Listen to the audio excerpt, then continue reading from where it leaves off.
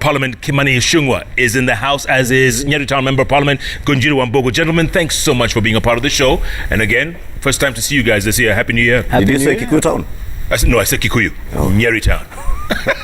They don't have a town. There's no town. It's Kikuyu constituency, yes. Nyeri Town. Yes, as opposed to Nyeri. As opposed to Nyeri. We have a town, but the constituency is Kikuyu constituency. That's what makes him think he speaks on behalf of all the Kikuyus. Okay, from Kikuyu constituency. Yeah, a very cosmopolitan Githurai town today. Githurai, Baba was there in a rally, and it was ugly. Come on, we're 19 months from the election, Mheshimiwa. What's happening? And apparently the people chanting were Tanga people, apparently, allegedly. What are they chanting? They're saying Ruto, Ruto. Who said they were Tanga people? How did you know they were Tanga They were people? saying Ruto, Ruto. I was not there to begin with. I was on the other side of town, across town, in Kikuyu. But I've watched the clips and I've engaged with people who were in Githurai today.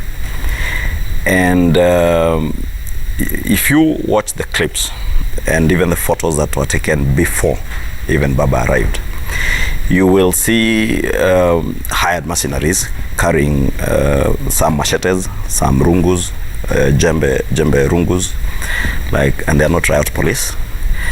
And when Baba arrived, Baba was able to speak to the people who were there. Our people are very civilized and honorable people. The people of Kiambu will never heckle you. They will never fight with you. But I am aware that there are people who ferried people from Madare. There are people who are ferried from Kibra, who accompanied Baba. Some who were ferried long before Baba arrived. They were being paid 1,000 shillings for every 4 people, 1,000 shillings at near Blue Springs on Thika Road.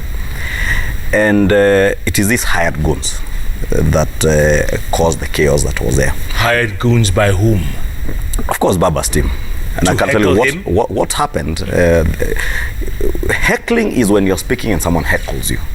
What happened is that people chanted Ruto, Ruto, Ruto as Baba exited Githurai. And what happened is that the people of Githurai, being very civilized people, because they don't subscribe to what Baba was going to do and to sell to them, they opted to close shop. And they opted to take in losses today other than open and listen to things that are not palatable with them. As Baba spoke, those who were around listened to him and they watched him leave. But as he left, the people who were carrying the djembe sticks noticed a group that was guarding the wares that were there. Mind you, in the morning, people were forced to remove wheelbarrows and kokotenis. And these are their tools of trade. They were forced to remove them from along the road. How do you know that? You went there. How do you know that? I know because I have had time, Jeff. When you invited me here, I knew this would be a topic. And I took my time to speak to people in Githurai at the market, and they told me we were forced to remove our wheelbarrows and our kokotenis. So where they put them, and if you look at where the noise came from, as Baba left, are people who were standing and guarding their mikokotenis and wheelbarrows because it had their wares, the merchandise they sell. Okay, so the group that had been ferried attacked these people and told them, why are you not cheering Baba? Okay, let's get another perspective. Depends on who you ask. Okay, Mheshimiwa, it depends on who you ask. Let's ask Nyeri Town Member Parliament Githurai Wambogo. What was your interpretation of those events? Sad, very, very sad. Jeff, in 1992, we had very many candidates who were running for president in Mount Kenya. We never got here. In 2002, we had candidates, strong candidates, both Uhuru Kenyatta and Mwai Kibaki, who come from Mount Kenya, who are running for president. We never got here. In 2022, so far, we don't have a Mount Kenya candidate running for president. And we are just doing silly things like what happened in Githurai today. And it's very, very sad because Raila is not from Mount Kenya, neither is Ruto. So we are having situations where Raila comes into Mount Kenya and we have those skirmishes, Ruto comes into Mount Kenya and we have the kind of thing we saw in Kenol. And I keep asking myself, who bewitched us? How are we as Mount Kenya people fighting over people who don't even come from our region, who haven't even given us a manifesto of what they're going to do for our region? I haven't had Raila Odinga, for example, explaining to us that if he becomes president, this is what he's going to, these are the benefits that are going to come to Mount Kenya. This is what I'm going to do with the leadership of Mount Kenya. This is my deal for Mount Kenya. I haven't had Ruto do the same thing, right? But we are now mobilizing young people to fight each other on behalf of two candidates who don't even come from our region. It is very, very sad. It is retrogressive, in my opinion. I think the fact that we can have two groups of people who come from our region fighting each other for candidates who do not come from our region, who have not explained to our region what they're going to do for us. I've always said, for William Ruto, for example, to support the president in 2012, there was a conversation that allowed him to mobilize the Kalenjin community to go and say that we are going to support Uhuru because he has promised he's going to give me deputy president, he's going to give us opportunities in government. So he mobilized the Kalenjin behind him to support Uhuru. Now, today, I am listening to us people chanting Ruto, Ruto in Githurai. And I would like to ask the people who are chanting Ruto, Ruto in Githurai to tell me what it is that Ruto is going to offer the people of Githurai. Because I haven't had it. I've never had Ichung'wah explain, for example, because he's always with Ruto and I know he's a very good friend of his. I would like to hear from him, what is it that Ruto has in store for the Mount Kenya region? And don't tell me to stop speaking like a tribalist or like a Kikuyu. Because the last time I saw the deputy president, for example, in Western, he told the Western leadership, mjipange, mkuje tuongee. Right? But in Mount Kenya, tunapangwa. Us, we have been pangwed by Raila's people, we have been pangwed by Ruto's people, we have been pangwed by Musalia's people. What is wrong with us? What kind of leadership, what are we exhibiting? How do we go to a function and fight amongst ourselves because of somebody who came and left? I don't understand. Mheshimiwa, go on. I think we're testing your mic. Let's make sure two things. I would agree with my friend Ngunjiri here. One, it's very bad manners to fight over politics. We differ with Ngunjiri, but you never see us fight. And I would never encourage anybody to fight either Ngunjiri supporter or even to fight with him. However, you must ask yourself, how is it that there is fighting in Mount Kenya today? And who is a sponsor and where does this violence come from? I'll take you back to 3 incidents. The first incident being Kibra by-election last year. You know what happened. You know who are the sponsors and financiers of violence? The mercenaries, paid mercenaries who are used in Kibra. You remember, none other than the president seemed to condone that violence when he said, after all, if it's members of parliament being beaten up, they can afford to go to Nairobi hospital. Unfortunate as it was, fast forward to Keno last year. Keno last year, I can tell you without flinching an eyelid, Mheshimiwa Ngunjiri seated here, ferried people from Nyeri to Keno. And I have evidence. No. You're accusing Mheshimiwa. I'm sitting here, and that's not true. Why would I ferry people to Murang'a to do what? And I know the Friday preceding the Sunday we went to Keno. To do he what? had a meeting in his CDF office. I have meetings in CDF all the time. I tweeted, I posted it on Facebook. You see, and there's evidence. Have you taken that evidence? Let me finish. The police? Okay. Waste of time. And I'll tell you why. I'll tell you why. Keno, the sponsors, financiers, and organizers of violence in Keno are known to even the police. I have said it not less than twice or thrice on this show in December. I said it. I have said it on other shows in this station and elsewhere. I have said it publicly that it was sponsored violence. People who are known, the police know them. And to date, no action has been taken. Fast forward to December 15th in Msambweni in the Coast Province. None other than Governor Joho was escorted by mercenaries, some armed in civilian. Let me finish. Stop getting jittery, my friend. No. Armed. Just getting... Not with machetes and rungus like Githurai today. With guns. Escorted by armed policemen. But the others were people in civilian clothes, mercenaries, armed. Why did you call them mercenaries? I mean, probably bodyguards? Because of the violence that they meted out on innocent voters in Msambweni. All right, you've just fast forward. You give him an opportunity to respond. Correct, right. He has the right of reply. He's seated right here. I'm not saying it from heaven or I'm just here. Sure. You have the opportunity to respond. Fast forward from Msambweni to today. I have told you. The member of parliament for Mathare, Anthony Loch, Kajwang, the member of parliament for Kibra, did ferry people. If you look at tweets, I actually retweeted a tweet posted by Dennis Itumbi last night, because people talk, people people relay information to people as soon as they get it. Okay. And therefore, Jeff, Allow me, Jeff. If you're talking about people fighting, then you know who are tagged with violence and who are the sponsors of violence. But at the same time, if you have documentary evidence, they should go to the police first. You can't accuse people on TV who can't defend themselves. I'll tell you. But first, let him defend himself. Let me first explain something. Yes. First, let me explain something. I know what Ichung'wah is trying to do. What Ichung'wah is trying to do, they have this narrative that because, for example, how do you determine somebody is a mercenary? You know, how do you see somebody walking in the street and say that is a mercenary? How do you see people in Githurai, for example, and determine these are ferret people who have come to fight? And let me tell you something that I have noticed that Ichung'wah and his team are very good at. This ability to create a narrative. He just said he retweeted Dennis Itumbi. Dennis Itumbi is a guy who does propaganda for them. Then he retweets it and then claims that it is authentic because it is Itumbi who posted it. So he comes here and says that I ferret people to Murang'a from Nyeri. First and foremost, I wasn't even in Murang'a. I had absolutely no interest in attending the Murang'a event. Why would I ferry people? Why is he suggesting that the people of Nyeri are so foolish that I would put them in a bus and tell them to go and fight in Murang'a? For what? What is in my interest in Murang'a? Whether or not for example, if I had an interest in Murang'a, if I was running for governor or member of parliament, I might actually ask my supporters to go to Murang'a. Why would I send people to Murang'a? So sometimes it's not even a matter of defending yourself. It is exposing how absurd and ridiculous some of the comments they're making are. He has talked about mercenaries. He's talked about the president making a comment about Kibra. Kibra, the people who are mobilizing violence are politicians. So if they get hammered, we saw a picture of Khalwale holding rocks. What was he doing? Those are not voting ballots. He was holding rocks. Khalwale walks with him. So if Khalwale is holding rocks and wants to throw them at people and people throw them back at him, the president has every right to say you cannot go and instigate violence and expect you're going to walk away from it. Because let me tell you, I saw somebody write something very interesting today.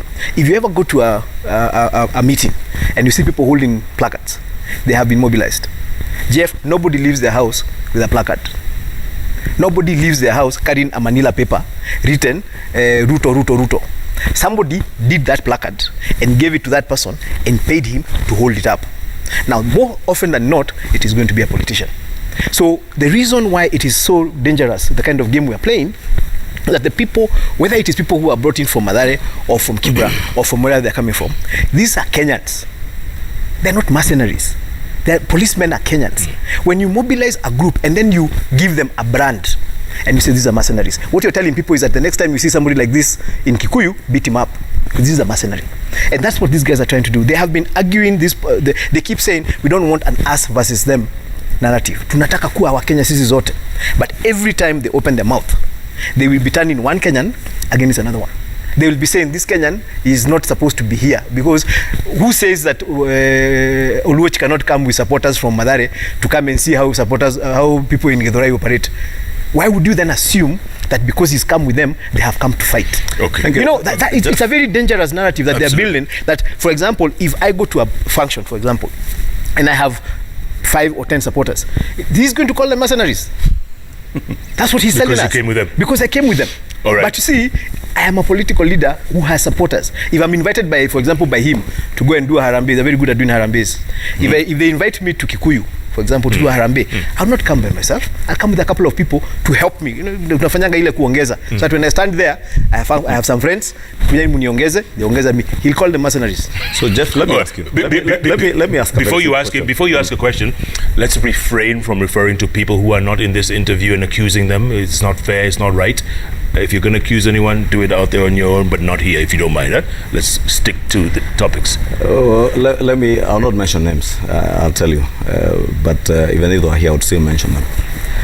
You asked whether we report to the police. Look, go to Kilimani police station from here. Check how many reports were made in Kilimani police station over the violence in Kibra, and whether it is politicians who are fighting. When Khalwale picked a stone to defend himself against people who were attacking him, then you now want to insinuate that he was the one fighting the people. How do we know? It's a different case scenario. You saw the cases with Didmas Barasa and Simbarati, and you remember the fun Kenyans made out of it. But that tells you how unfortunate things are, that we take violence as a very light matter.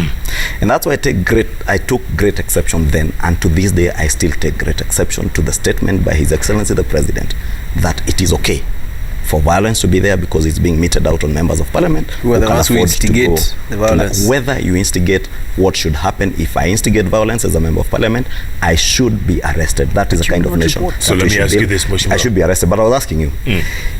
My colleague here is accusing us of calling people mercenaries. What are you doing in civilian clothes with guns? You are not a policeman. You are not a plainclothes policeman. This is his position. I haven't had anybody else, by the way. Can you give me a minute? I was quiet when you were speaking. Please stop him. Okay, you speak then. You need to stop him. I'll continue. I think you need to stop him from using your platform and talking to millions of Kenyans and giving them things that are not substantiated. I cannot remember a single incident, and I was following Msabweni. Maybe he's going to tell us because he was on the ground, and he's a smart guy. If he had that kind of evidence, he would show us. You see this guy is a civilian. Can you see he's holding a gun? But you can't come here and start telling us that civilians are walking around with guns. I know civilian policemen who wear civilian. So are you done? Can I continue? Who carry guns. So he really needs to stop that narrative of trying to scare Kenyans. There are Kenyans who are walking around carrying guns, who are mercenaries. And they could have been bodyguards as well. They could have been. His bodyguard wears civilian and carries a gun. So am I to sit here and listen to Ngunjiri direct you on what I should say? No, but you're not going to allow you. Then allow me to say what I have to say. Go ahead. Have the right but to don't rebuttal. lie. If you feel I shouldn't be here, the door is over there. The door is wide open. Speak. And you don't need to invite me here, by the way. So I come here to say what I have to say. And I'll say it without any fear of contradiction, because I know what I'm speaking about. I was telling you Msambweni, Kibra, today in Githurai. If you're saying it is somebody coming with people to skuma him for the Harambee, like he says he came with people, he would come with people to skuma him in the Harambee, do you need to come with those rungus, jembe sticks, intimidating people, telling them you must all support BBI, toka kwa hiyo mkokoteni? Because that is exactly what happened in Kibra. People are being intimidated, and we have been told, this BBI, you will swallow it like quinine. By fire, by force, you will swallow it. And therefore, when you come with rungus and carry people from outside of Githurai, and I'm not saying nobody should come to Githurai, anybody is welcome to any part of the country. That is why I feel free to go and campaign in Kibra. But I expect to do that in a peaceful environment. I expect that when Baba visits Githurai, he will be accorded an opportunity to speak and sell his BBI and whatever he wants to sell to the people. They will listen to him. They actually honored him to close shop for 30 minutes. They said we would rather close shop than have these people who are being ferried to come and loot our wares. They put their wares together when they were ordered by policemen. How do you know that? How do you know it that? Is evident. It is evident. How is it evident? Look at your own clips on TV. To say that these people were ferried? No, ferried. Ngujiri has just confirmed they ferried people. I have actually just asked you. He just said that if I come with my group of supporters, these guys were in my town. Let me call them a group of supporters. Okay. So these groups of supporters that came armed with the jembe rungus. I don't know what farms were coming to farm in. Okay, let me ask number two, Jeff. Before you cut me short, if you are coming to an area, please don't come with armed people. You are coming to Githurai, come address the people. I was in Dagoretti last weekend on Sunday. We never had any armed people with us, except armed, uniformed policemen. You didn't have bodyguards with you? Even our bodyguards were in uniform. Even our bodyguards, those of the few of us who still have bodyguards, were in uniform. You have one bodyguard who is armed. They never display their weapons. Never. But they're not in uniform. They are not in uniform. They're in nice suits. They never display their uniforms.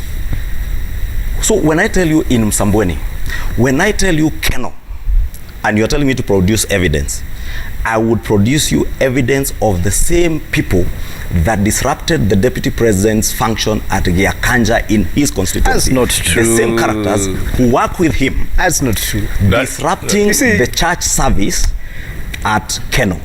Again, an AIPCA church. In fact, we asked that time, What problem does Mujiri have with the AIPCA church? In fact, it's a bishop who asked. Because Gyakanja AIPCA church, he brought in people to... That's not true. Gunjiri is right here. See, and Jeff, and this is what... photographic evidence. Let me tell you something. If you want, let me tell you something. I can get that evidence from here. If you want to AIT and it would be nice. Faces, it would be nice. Let me tell you something, Jeff. First and foremost, we were not in an AIPCA church in Gyakanja. We were in a school.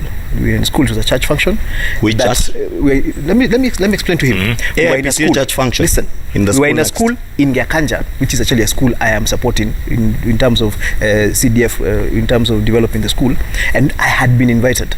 In fact, I actually contributed, me and my friends took 100,000 shillings to that Harambe, and a lot of the guys who came making noise were taking 10, 20, because it is a local establishment.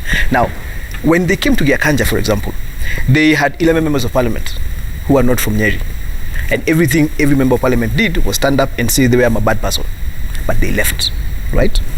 There was a lot of heckling. I walked into that event and walked out, because the people from Nyeri are the ones who elected me, and they don't have a problem with me. The other day, these guys came to Nyeri town, again with the deputy president and close to 12 members of parliament from across the country. They shipped in to Nyeri town close to 2,000 people. These guys. How do you know that? Because those guys are not from Nyeri. You see, I'm from Nyeri. I walked into that event. I stood in an event over there. In your own town? In my own town. I listened to them speak. Then they drove out and left us there. And let me tell you how you know when people ship people in. Had the people from Nyeri, had the people who were in that event been from Nyeri, and there was there, the deputy president was there saying, you know, Wamuga wako hapa, mnataka aongee, wanasema hapana. You know what usually happens in events, in political events like those, Jeff? I would have had a problem with the people I was standing within, right? But now these are guys who are strangers. They possibly don't even know how to go home from there. They came in matatus. Matatus were parked near MOW. Other matatus were parked somewhere in at the beginning of town.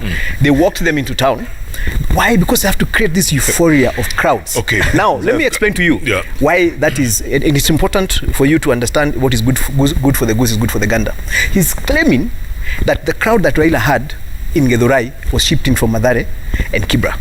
What is he trying to suggest? That Raila cannot have a group of people in Githurai who come out and listen to him. These guys, it's because that's what they do. With rumors. In Nyeri, when they come to Nyeri, when they go to Othaya, I tell you, they shipped in people from Othaya, they shipped in people from Murang'a. These guys, they ship in people from Kikuyu.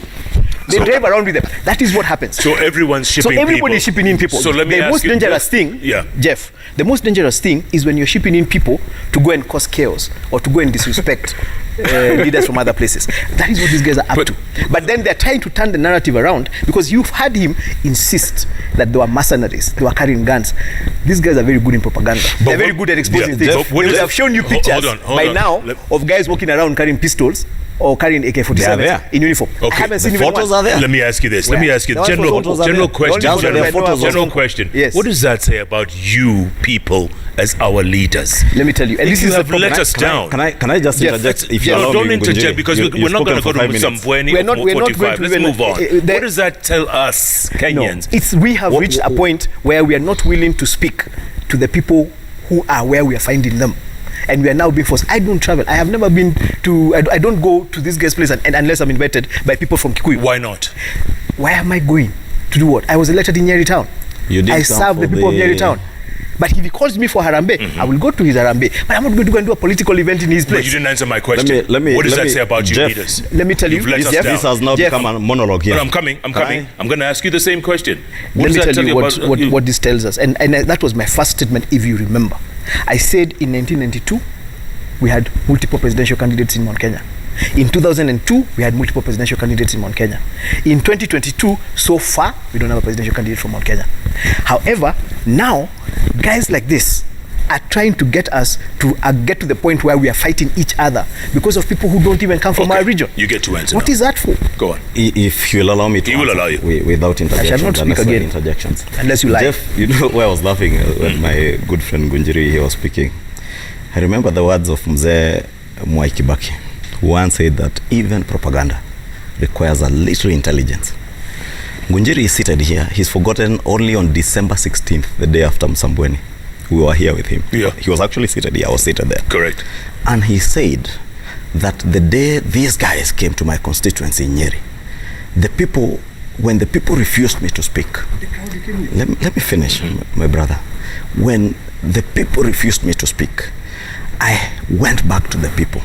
I have addressed the concerns that were there. And he was admitting that there were issues after the loss in Msambweni. And he said, you learn from your experiences. He told us when his people refused him to speak. No. Today, only a month after, the people have become 2,000 people ferried from, I don't know, Othians somewhere. Anyway, ask yourself, how would you even Nyeri people ferry, know that. How would you even ferry 2,000 people? We got to Nyeri at about 6:15 p.m. from Othaya.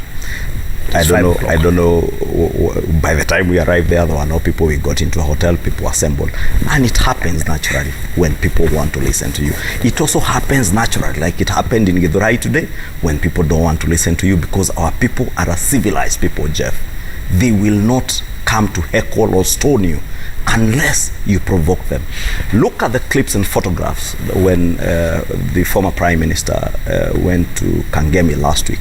The same people with rungus were photographed accompanying the former Prime Minister. What's your point? You need to ask yourself, why would government allow Kimani Ichung'wah to move around within the city or without with a group of armed people, whether with rungus, whips, or anything?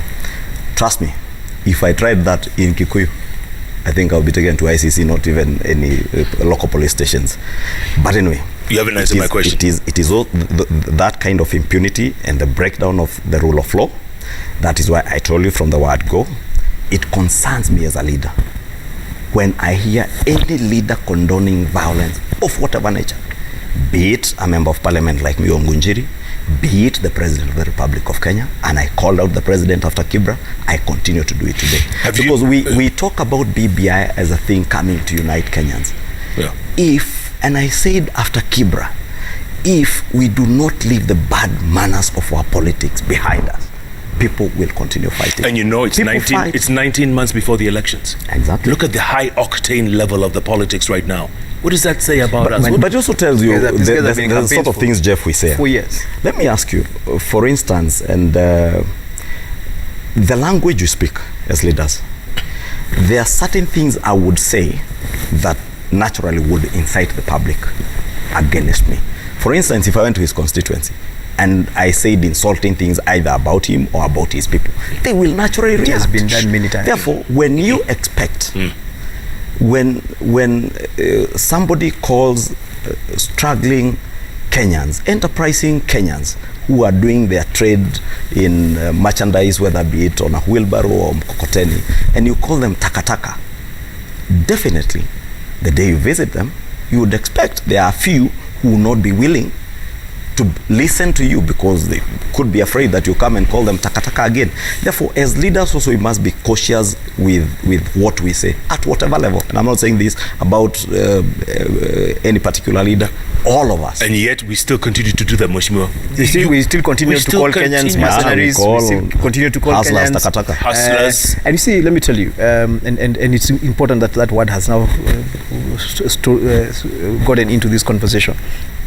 We are having our conversation about hustlers and dynasties, and the people who introduced that conversation is Ichung'wah and their team, and they brought dynasties. I have had Ichung'wah, I have had Mwaura on TV speaking about dynasties. Not me. Now let me tell you, he's a member of your team, Koinange. You have a very nice car out here, nice car, and people will assume you're a dynasty, so they're going to assume that the reason you work here is because of where you come from. You have people who work in, for example, in my town, in Nyeri town, we have people who own mkokotenis, and then they list them out to young people who don't have something to do, and those people go and earn with that mkokoteni, and then you pay the guy for the lease. Now the guy who owns that mkokoteni is what we are calling a dynasty. The guy who pushes the mkokoteni is what we are calling a hustler. These guys are in a symbiotic relationship for them to progress themselves. We have introduced a narrative that is so dangerous at a fundamental level, where we are telling people that the reason you're in trouble, it's what's called binary thinking. The reason you're not doing so well is because this guy is doing well. That's the narrative these guys have been pushing. And they go out there and tell people, we have to lazima tutoe hawa Mabazenga, these people who believe that this country belongs to them. Now, I remember that narrative in 2007. At that time, there were some people who were saying we are going to chase Kibaki and send him back to Othaya.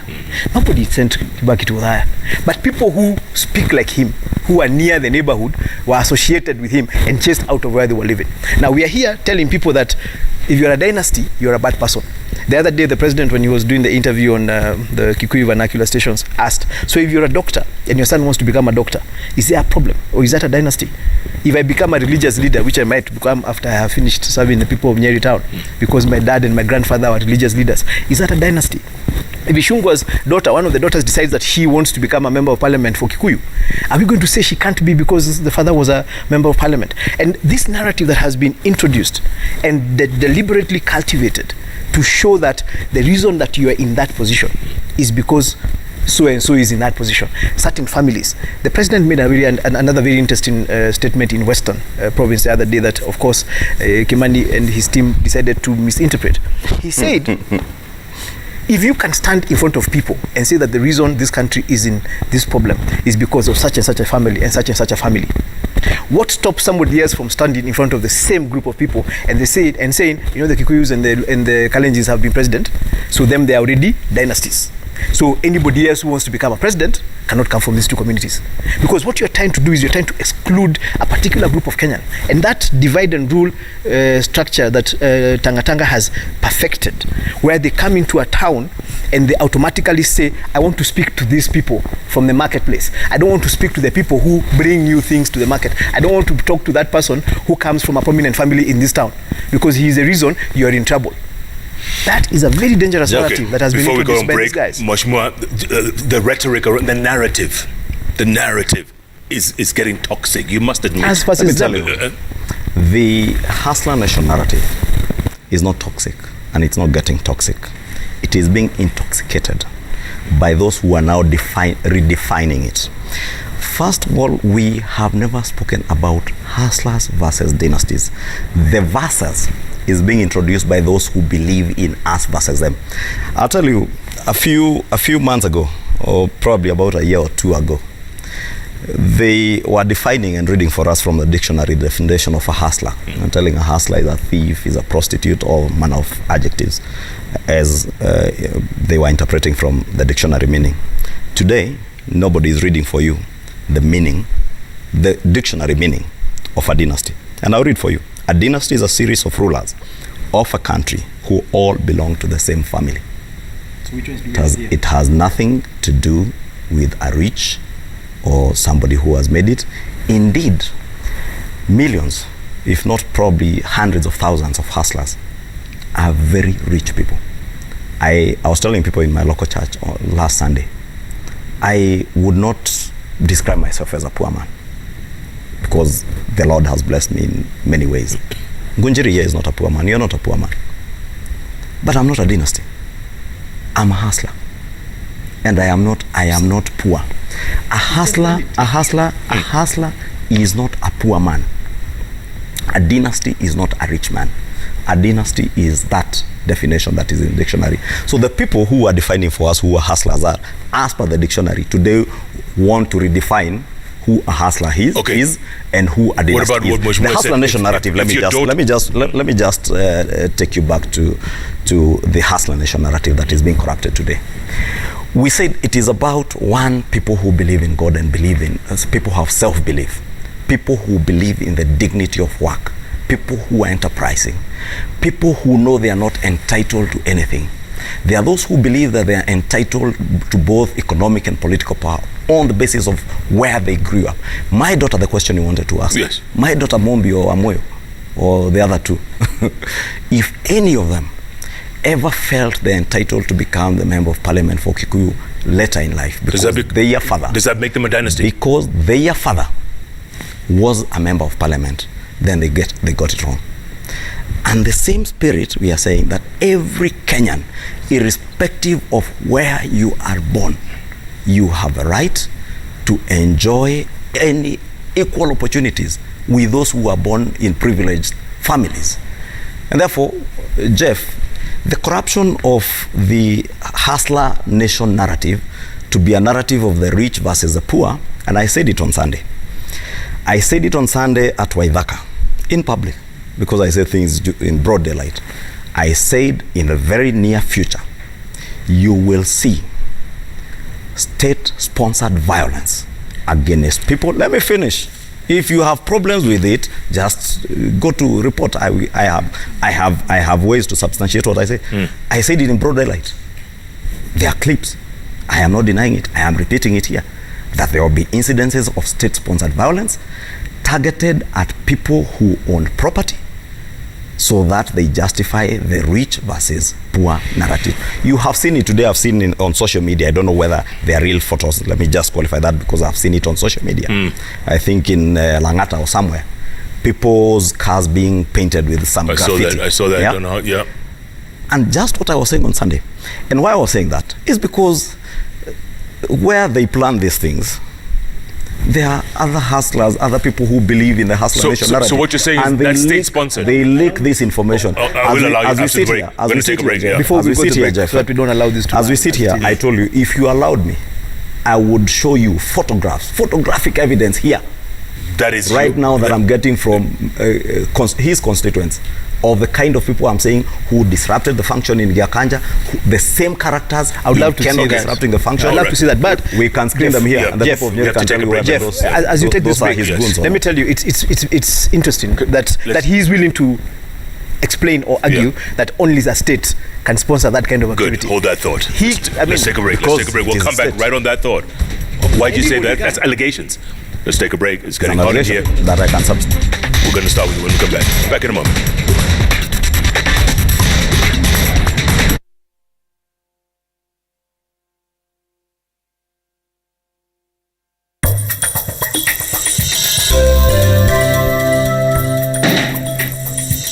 Why did you tell Rahina about what happened between us?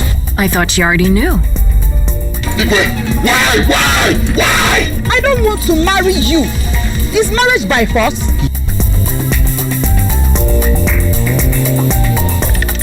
Go beyond with Kenya's fastest 4G network, Popote. Dial *544# to